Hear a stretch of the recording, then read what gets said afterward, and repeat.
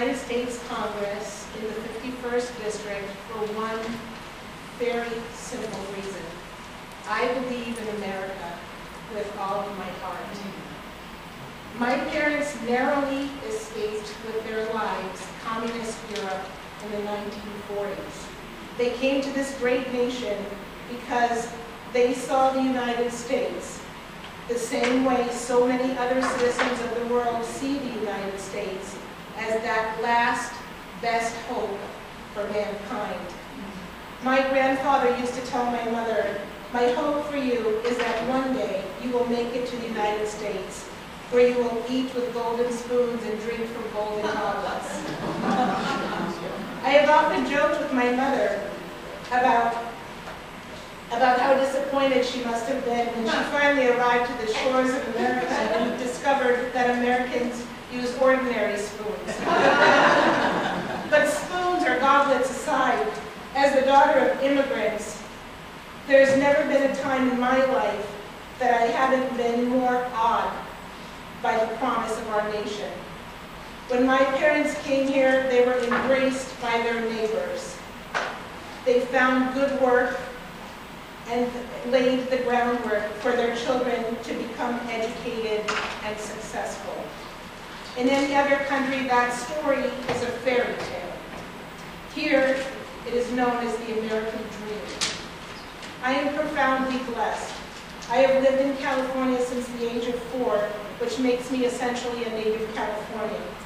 I grew up here in San Diego. I graduated high school while in the 10th grade, attending Patrick Henry High School in the mornings, where I participated in the debate team and in the tennis team, and attended Mitchell's Boyden High School in downtown San Diego in the afternoons and evenings, where I studied math, physics, and science. I graduated and went on to receive my bachelor's degree in biology and my master's degree in the human health sciences. I subsequently took all of that knowledge in science and went to law school. I earned my law degree as the youngest law school graduate in California at the age of 20 in 1983. I then set out in my career to make a difference in our community. After graduating law school, I studied medicine abroad and worked at the World Health Organization and Kellogg Foundation, helping to bring medical services to underserved regions throughout Baja California. It was during this time that I decided to seek an advanced master's degree in law, an LLM degree in intercultural human rights, which I completed at St. Thomas University in Miami Gardens, Florida in 2004.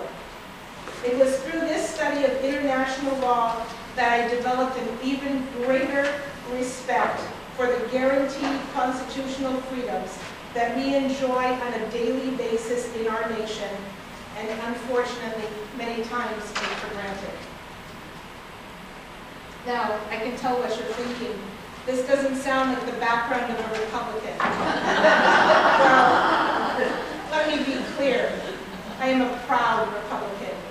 When my parents were new to this country, they didn't expect their government to provide for them. They taught their children, my brother and myself, that the only expectation was fairness and a level playing field. We grew up believing that we lived in a place where hard work is rewarded.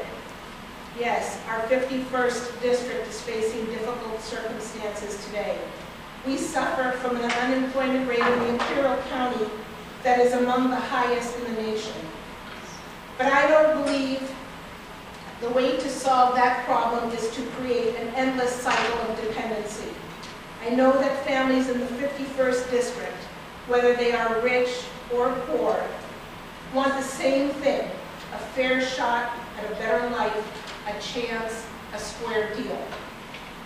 That's why I am a Republican. I am guided by my strong faith. I believe that life is a precious gift, and I believe in the power of the free market.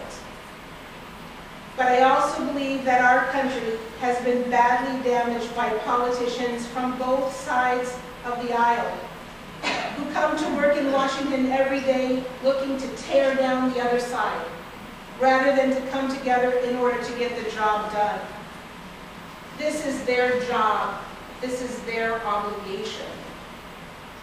In Isaiah chapter 1, verse 18, the Lord tells us, "Come now, let us reason together." It has been far too long since our elected officials lived by that creed. I will. I don't think our district or our country is getting the kind of representation that rises to the goodness and decency of our people. And I don't believe that a single resident of the 51st District benefits when two sides continue to yell past each other. No matter your political ideology or your party, I believe that you deserve better. We all deserve better. In the words of Thomas Jefferson, when people fear their government, there is tyranny. When government fears the people, there is liberty. The fear that President Jefferson describes is that same fear that we feel as Americans today. It is the fear of competence, the fear of ability, the fear of determination. Today we fear the competence of our representatives in government. We fear their true ability to make our lives and those of our children and grandchildren better. And we fear their determination to truly represent our best interests in the decisions that they make on our behalf every day. So let's talk about the issues in this race. First and foremost, the economy. We may be seeing some small sign of improvement in the national level, but we still live in a district where some children, sadly, are sent home from school on Friday afternoons with backpacks filled with frozen food to ensure that they have food to eat at home over the weekend. Here in America, here in our own district, we have families who are struggling like that. It's heartbreaking and it's wrong.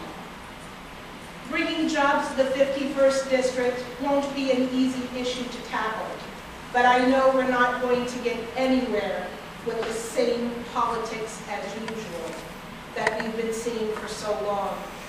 I've spent my career in the real world. I've learned what it takes to actually create jobs.